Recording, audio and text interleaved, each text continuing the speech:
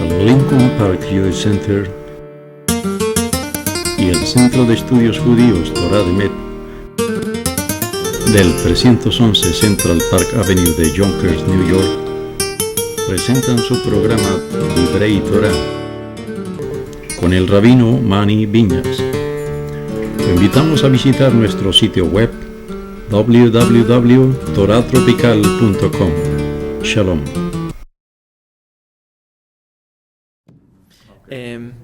Estoy tratando de balancear.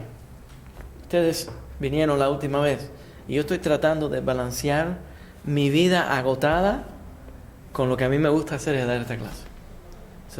Perdónenme si no les aviso, si no les llamo, es que tengo muchas cosas a la misma vez y estamos tratando de ayudarlos, estamos tratando de servir, ¿ok? ¿Me perdonan? Sí. ¿Qué remedio más le queda? No le queda más remedio. Ok. Entonces, la clase que hemos estado dando es una serie. Hasta ahora todas las clases que hemos dado están grabadas y estamos poco a poco poniéndolas en el internet. Yo creo que estamos al día. Sí. Estamos al día, ¿no? Sí. ¿Cuántas clases de sefaradita? Hay una sefaradita pendiente. ¿Las sefraditas también? Sefraditas también. ¿Estamos al día? Sí, estamos okay. al día. Entonces, hemos estado estudiando. Anteriormente tenemos clases ahí que son en YouTube. Si vas a YouTube, vas a ver ahí ¿cuántas? 150 videos que tienen sobre todas las diferentes partes de la vida judía, halajá, de Shabbat y todas las fiestas y todas las diferentes fases de la vida. Y notamos que hay mucha gente que usan el título sefaradita y no saben lo que están hablando. Entonces vimos que muchos judíos de Latinoamérica o personas que están interesadas en convertirse al judaísmo se describen como sefardim o que vienen de descendencia de los anusim y dicen que son sefardim, pero verdaderamente no conocen suficiente sobre la historia de los judíos de España y de Portugal. Entonces nuestro interés es promover el conocimiento de la herencia sefaradita y también el punto de vista filosófico sefaradita, y encontramos que hay muchas clases en el internet y cosas en el internet, en la red, que representa el punto de vista ashkenazí. Y no es para criticar, pero también es importante poner el punto de vista sefaradita. También vimos que hay muchas cosas de Chabad. Y otra razón que tenemos esta clase, que me empecé a concentrar en la historia sefaradita, es que encontré que hay mucho en la red que usa el título sefaradita, pero verdaderamente es mesianismo. Entonces cogen el mesianismo cristiano y lo ponen como si fuera sefardismo. Entonces hay que aclarar que en el mundo sefaradita perdónenme, pero esa bobería nunca existió y es una cosa falsa que no tiene nada que ver con el judaísmo, es simplemente cristianismo con temas hebreos para esconder lo que verdaderamente es la materia. Desde el punto de vista sefaradita, nunca la comunidad judía fue mesiánica, eso nunca se encontró entre nosotros. Entonces es importante aclarar cuáles son las costumbres. Lo otro es que en el mundo sefaradita le ofreció mucha riqueza al mundo judío. Hoy en día ponen muchísimas diferencias entre los ashkenazim y los sefardim, pero por mucho tiempo esto no existió. Rav Yosef Karo, que escribe el Shulchan Aruch, los ashkenazim y los sefardim, los dos leen Rav Yosef Karo. Algunos aplicamos un poco más, algunos un poco menos. Entonces, el Shulchan Aruch es el código de la ley judía. Rav Yosef Karo era un sefaradita de descendencia española. El Rambam, por ejemplo. El Rambam vivió en España y todos los ashkenazim y los sefaraditas, todos estudiamos el Rambam.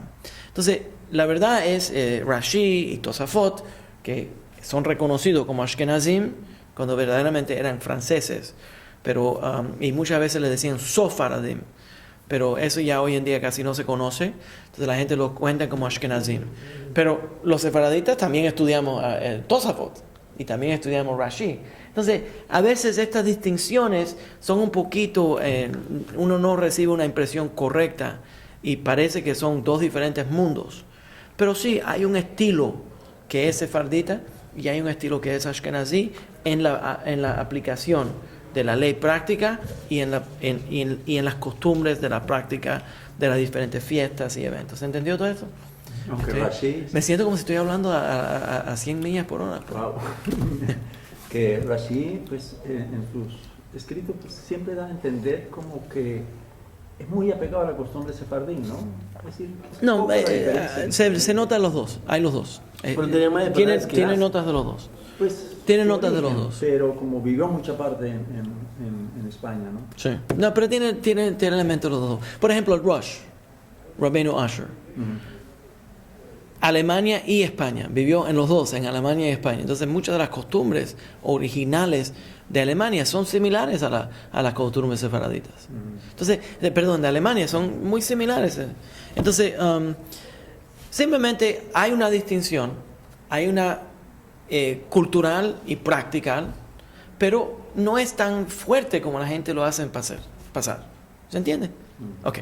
Entonces, antes de seguir con la clase, anteriormente hablamos de diferentes rabinos.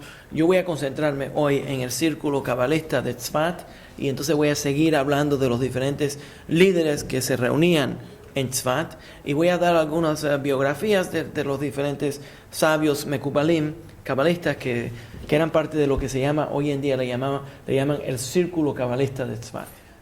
El primero a donde voy a concentrarme, ahora entonces vamos a cambiar y vamos a hablar sobre el círculo cabalista, seguir en nuestro estudio del círculo de la herencia sefaradita y algunos de los grandes líderes. Ahora, recuerden, aunque estas personas que yo les he estado dando, son de herencia sefaradita, no piensen que nada más los sefaradí lo siguen, porque grandes libros que ellos escribieron de Kabbalah, de ideas esotéricas y filosóficas, que todo el mundo sigue.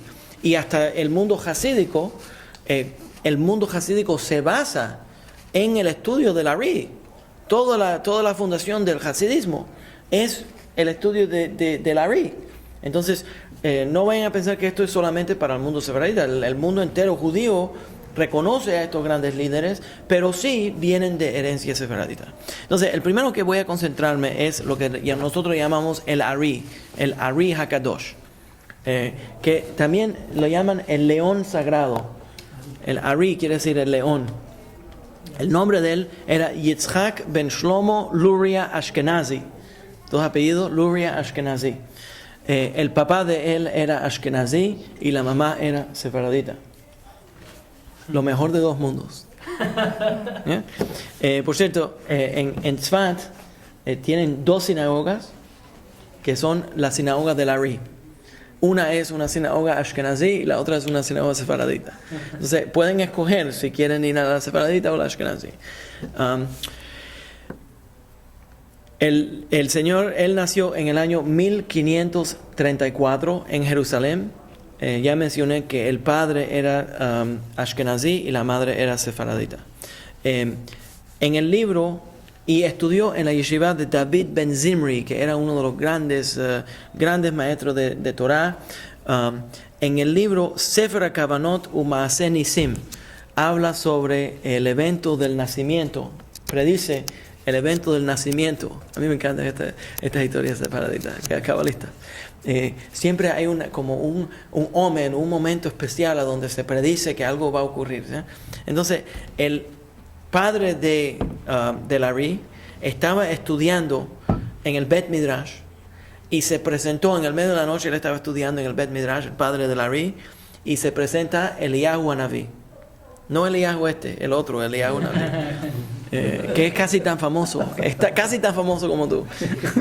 Entonces, Eliyahu Hanaví, el profeta Elías, se presenta en el medio de la noche y le dice: tú vas a tener un hijo, y este hijo le vas a poner Yitzhak, el alma de él se llama Yitzhak, y le dice: este hijo va a tener fama en todas partes del mundo, tu hijo, y lo más importante, le va a quitar la kelipá al pueblo judío.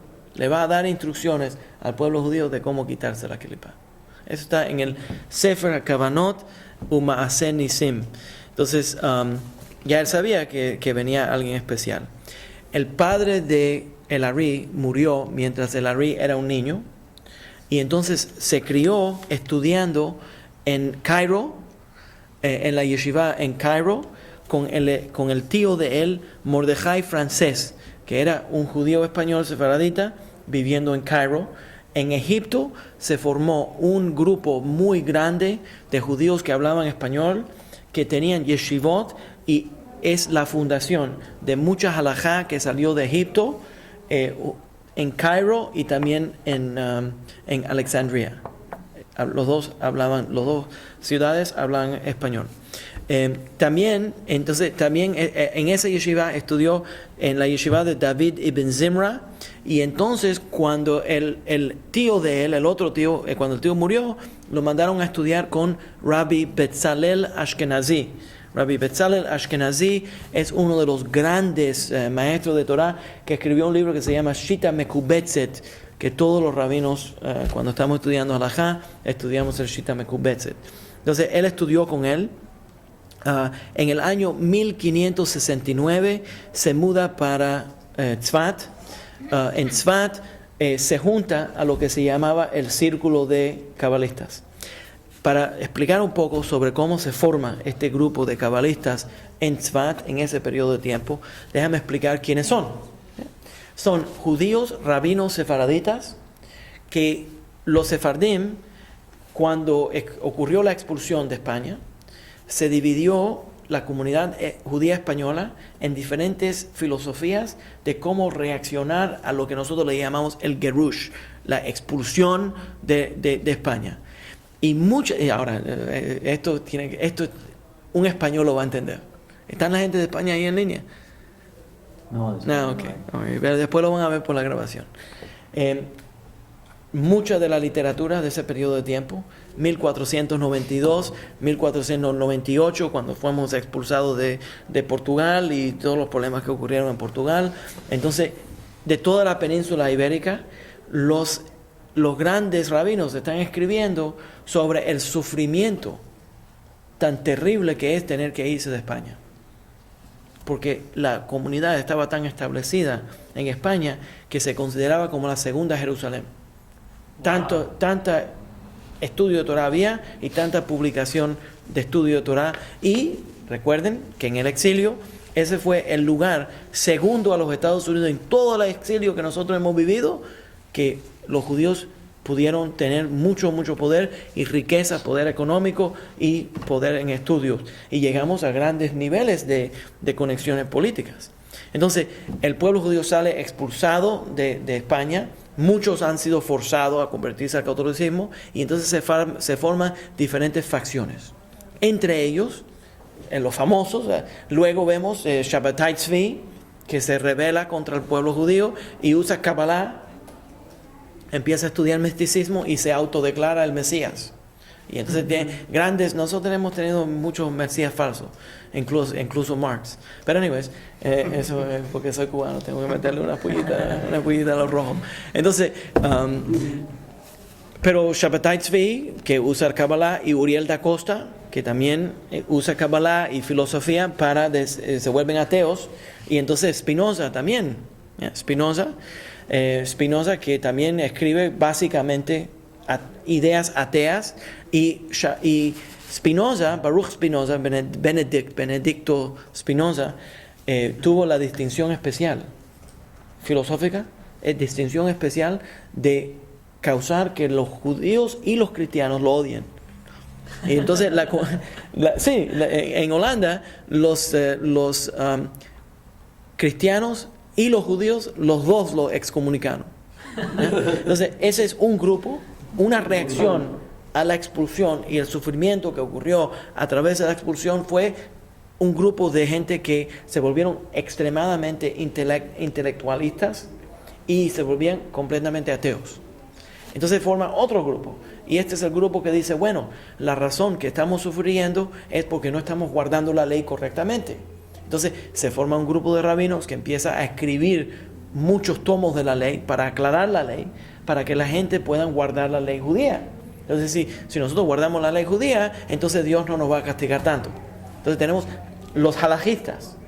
Y entonces tenemos un grupo de Mekubalim que dice, no, la razón que el pueblo judío está pasando por tanto de dificultad es que nos estamos concentrando solamente en la ley y tenemos que entonces usar la ley para atraer la Shekhinah. Entonces empiezan a escribir muchos libros de Kabbalah, que es filosófico, esotérico, para retornar la Shekhinah, la presencia, la gracia, la misericordia al mundo. Y empiezan a explicar que mientras el pueblo judío está en exilio, que la presencia divina también está en exilio. Entonces lo que el pueblo judío tiene que hacer es vivir una vida espiritual y conectada para crear yihud, para crear unión en todo el mundo. Y de esa forma retornar a la Shekhinah, a la tierra. Y se formaron muchos diferentes grupos. Y entre ellos, uno de los grupos más importantes era un grupo que estaba congraciado, unido al grupo halajista y al grupo cabalista. Y ese eran los sionistas. Entonces, ese grupo de sionistas decía, bueno, por razones cabalísticas y por razones halágicas, nosotros tenemos que retornar a la tierra de Israel. Entonces se forma un grupo grande de judíos españoles. Ya hablamos cuando estábamos hablando de Jacob Berab, el maestro de Rav Yosef Karo, ¿ya? Que vienen de España, procedientes de España, pasan por diferentes países, pero al final llegan y empiezan a vivir en Jerusalén. En ese tiempo quedaban rasgos del imperio árabe que había peleado contra las cruzadas.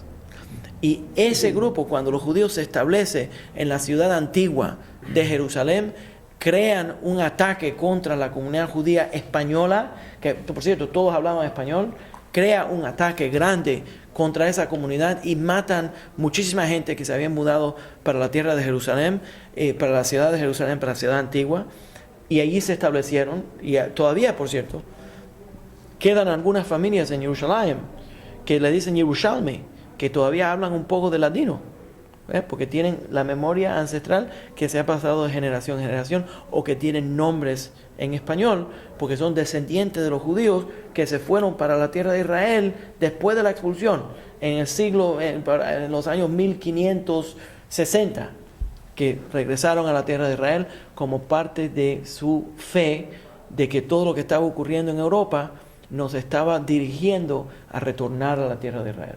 Manny, el pueblo sefaradí, en ese momento, la liturgia la desarrollaba en ladino, en español o en hebreo. Dependía a dónde se reunían. Pero siempre en la liturgia sefaradita se le añadía un poquito de ladino.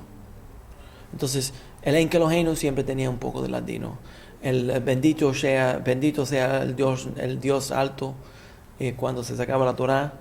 El Berich Shemé, que se hace ahora en arameo, que viene directamente de Zohar, los sefaraditas lo decíamos en ladino.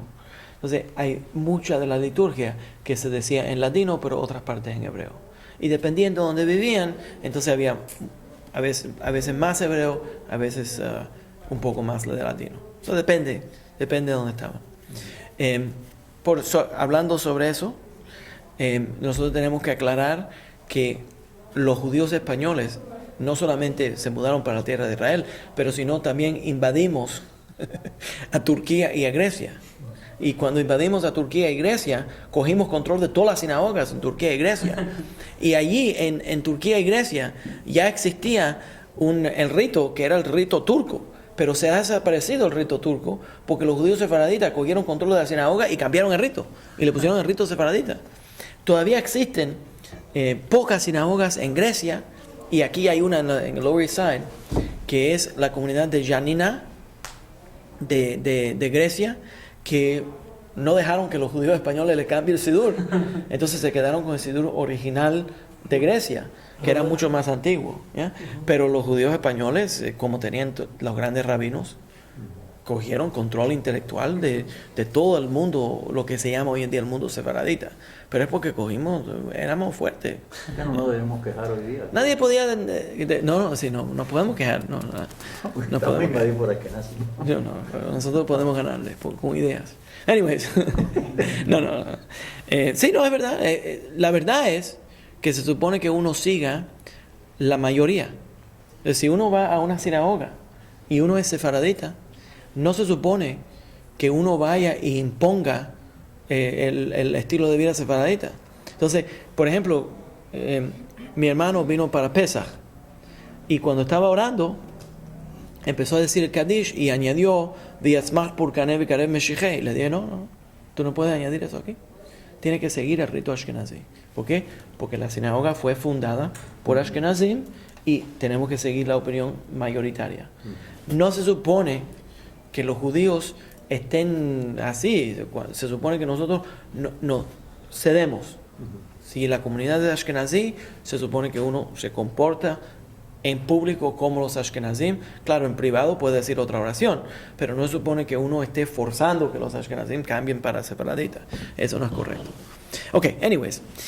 El punto es que después de ese ataque a la comunidad judía sefaradita que fue para allá para vivir en Jerusalén por los árabes, entonces se mudaron para el norte y entonces se establecieron en Tzfat, ahí estaban bajo la protección del Imperio Otomán. Entonces allí se establecieron y ahí creció el movimiento cabalista. Se volvió la sede del movimiento cabalista. Mencionando también que ¿por qué Tzfat? Porque la tradición es que hay 4 ciudades sagradas en la tierra de Israel. Tzfat, Jerusalén, Hebrón. ¿Ah? No. No.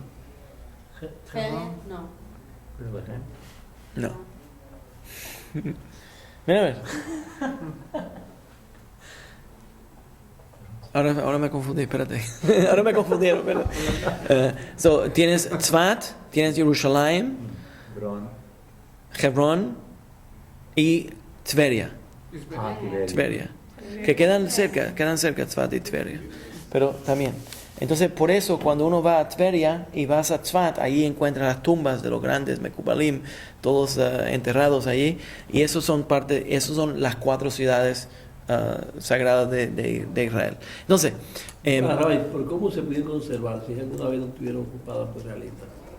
Esas 4 ciudades que tuvieron todo este tipo. No, algunos de los lugares fueron completamente destruidos y fueron reconstruidos.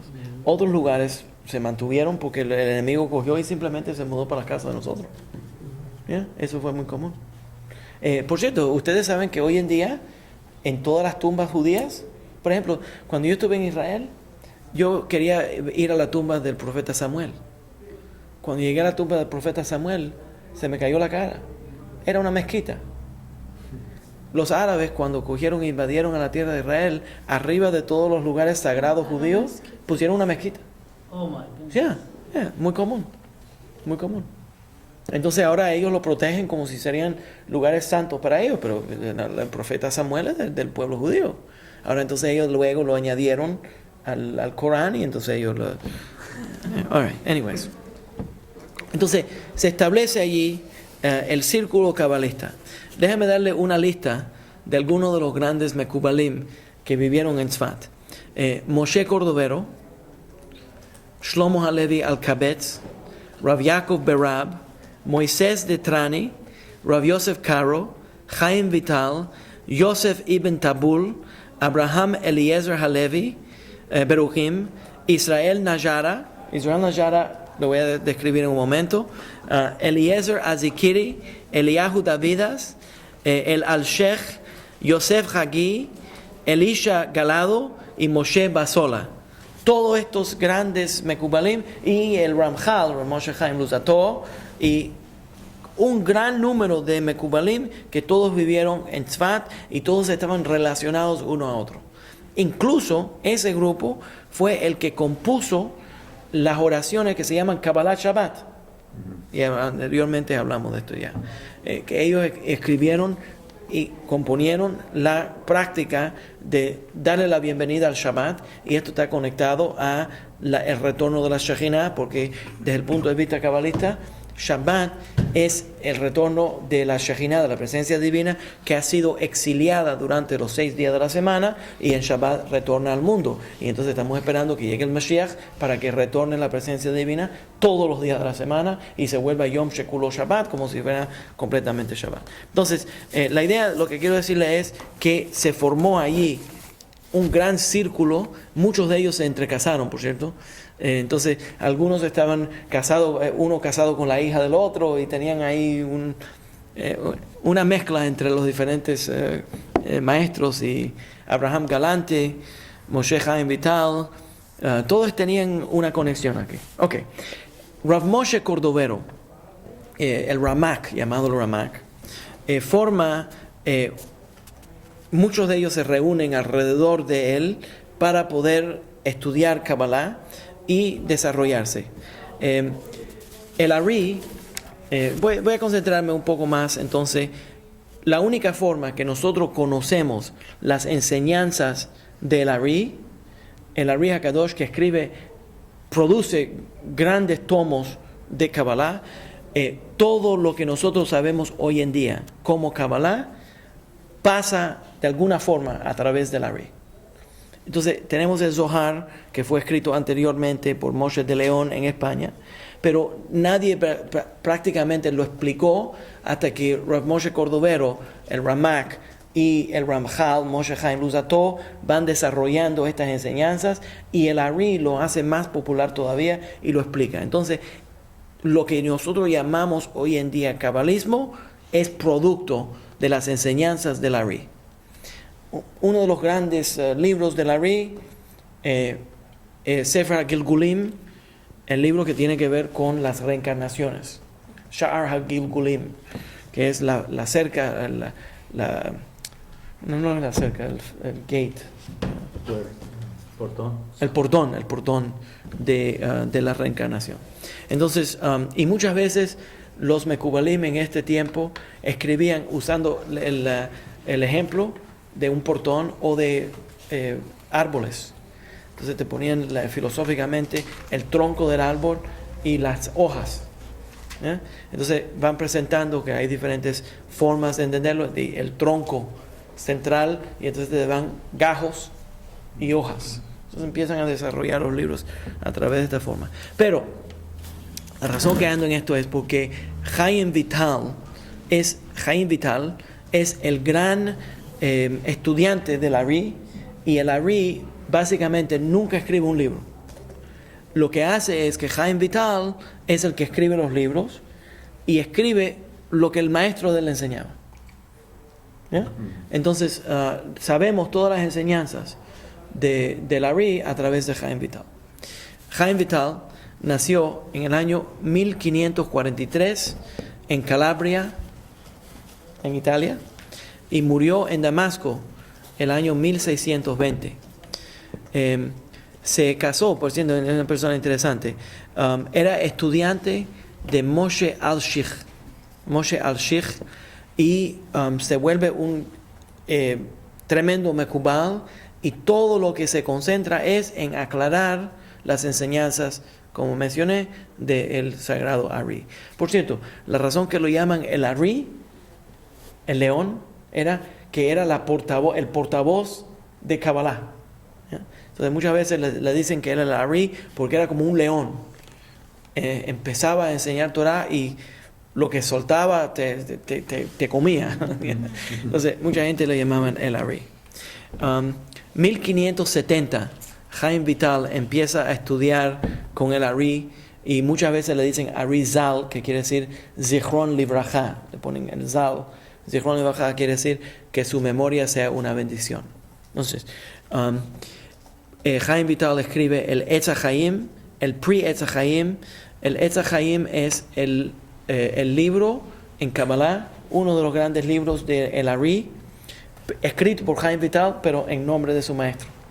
Y en estos los dos, en el Etz HaChaim y en el Pri Etz Hadar, pero más todavía en el Etz HaChaim, recuerdan cuando yo di la clase de Kabbalah, estuvimos hablando de cómo estudiar Torah, y estudiamos los dos árboles que estaban en el Gan Eden, en el paraíso. El primero es el Etz Chaim. El primero es Etz Hadat y el otro es Etz HaChaim. Entonces, el primero, el Etz Hadat, es el pensamiento, desde el punto de vista del Ari, el pensamiento intelectual que crea distinciones y separaciones. Y ese es el árbol prohibido donde uno no puede comer. cuando comimos de esas distinciones, entonces fuimos botados del paraíso. ¿Por qué? Porque pensamos que nos volvimos tan inteligentes que no podíamos vivir una vida sin analizarla. El otro árbol se podía comer, que es el árbol de la vida, que es el vivir que toda la vida esté unida. Entonces los Mekubalim me explican que la Torah tiene dos palos, el Etz Hadat y el Etz Haim. Empieza con el Etz Hadat y termina con el Etz Haim. Empieza uno a estudiar Torah con mucho intelecto y cosas específicas y datos y detalles y todo. Entonces se supone que uno no se trabe solamente en aprender los datos y detalles, sino empieza a moverse para que se vuelva completamente una vida entera. ¿Entienden la idea? Entonces en el Etz Haim, Chaim Vital explica mucho sobre algunos de los grandes temas en Kabbalah que el maestro de él había explicado. Una vida interesante, la vida de Chaim Vital. Muchos de estos grandes Mekubalim reclaman, dicen en sus escrituras. Por cierto, Chaim Vital tuvo una vida trágica, una vida difícil. A la edad joven se casó y también se divorció y vivió en Tzfat por muchos años sin tener esposa y pasó por muchas dificultades, y esa mujer, de acuerdo con las biografías de Chaim Vital, la mujer original de él parece que lo robó y pasó por muchas angustias en la vida. Okay. Ustedes son terribles. Acaban con nosotros. ¿Y por qué no mira para allá? La O sea, hay otro.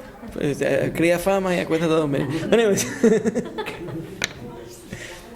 Anyways, el punto es que de acuerdo con Chaim Vital, Rav Moshe Cordovero se le aparecía en los sueños y le enseñaba Torah. Y muchos de estos Mekubalim tenían guías que mientras estaban estudiando, o se le presentaba, de acuerdo con la escritura de ellos, o se le presentaba un ángel, o se le presentaba un maestro de Torah que ya había pasado, que venía a enseñarle más Torah. Como Yosef Karo con el Magid. Bueno, exacto. Rav Yosef Karo, exactamente. Pero ahora todavía no me he llegado a Karo, pero está bien. Exactamente. Y Rav Yosef Karo, que tenía un Magid, pero todos ellos tienen eventos, y es interesante, porque entonces lo que están enseñándonos, y también escriben, en muchas de las escrituras, escriben sobre eventos en la vida de ellos, las cosas que le ocurrieron, el sufrimiento que tuvieron y la lección que aprendieron. La lección que aprendieron. Entonces, la fe en este tiempo es que todo lo que nos ocurre en la vida es Dios que está orquestando una lección para la vida. ¿Se entiende? Una lección para la vida. ¿Me puedes hacer el favor? Dile que bajen un poquito. No se puede oír. ¿Se puede oír en el micrófono? No, lo que está sonando allí. Okay. Anyways, por cierto, también Chaim Vital tuvo un gran maestro. Bueno, tuvo un enemigo que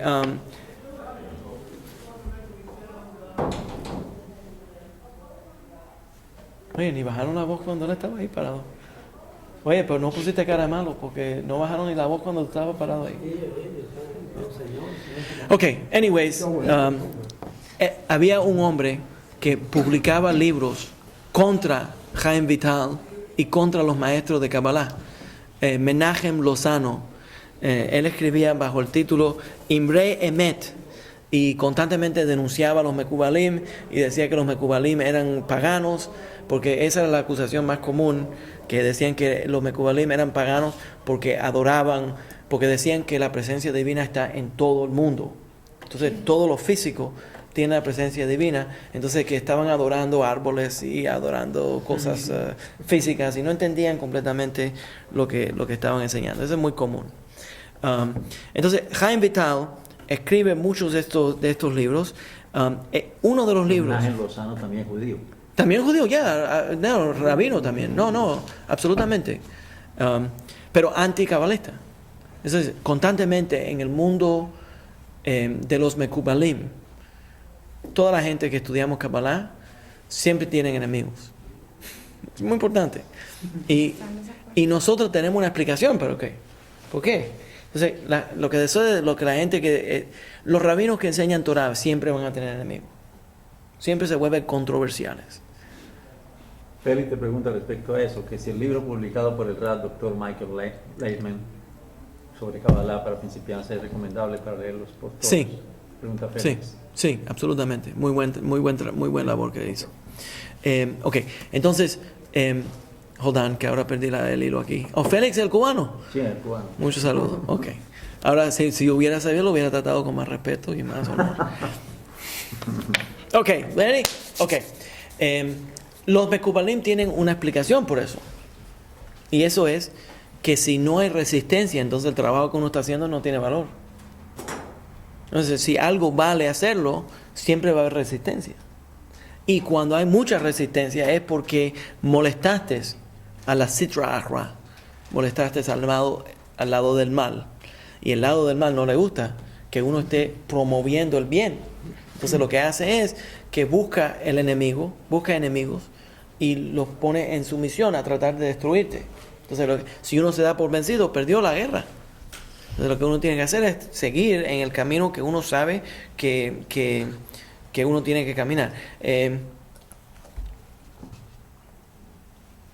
Vamos a dejarlo ahí. Podía ir un poquito más lejos, pero vamos a dejarlo ahí.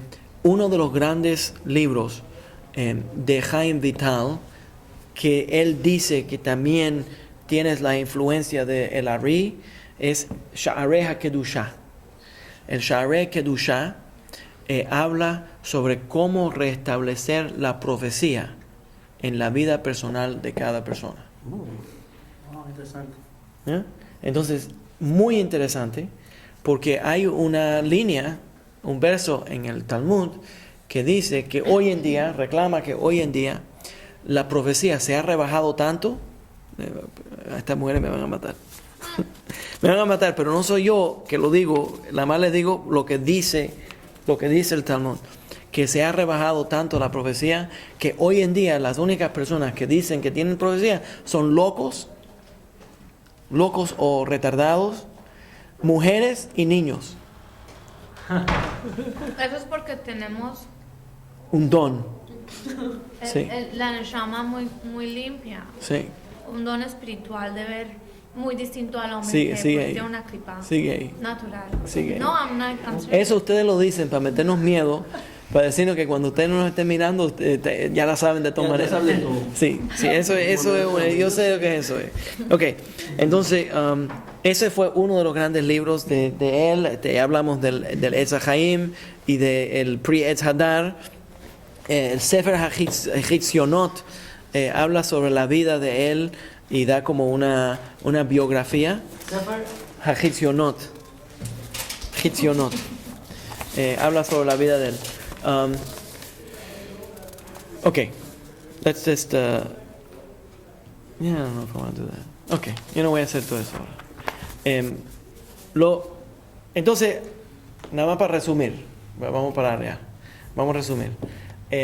Se forma dentro de ese círculo de los Mekubalim un grupo de rabinos que se va concentrando en un entendimiento de la Torah diferente que anteriormente, o concentrándose mucho en las prácticas de los rituales que anteriormente se interpretaban solamente desde el punto de vista legal y de la práctica, y se van concentrando en el simbolismo cabalístico de los rituales.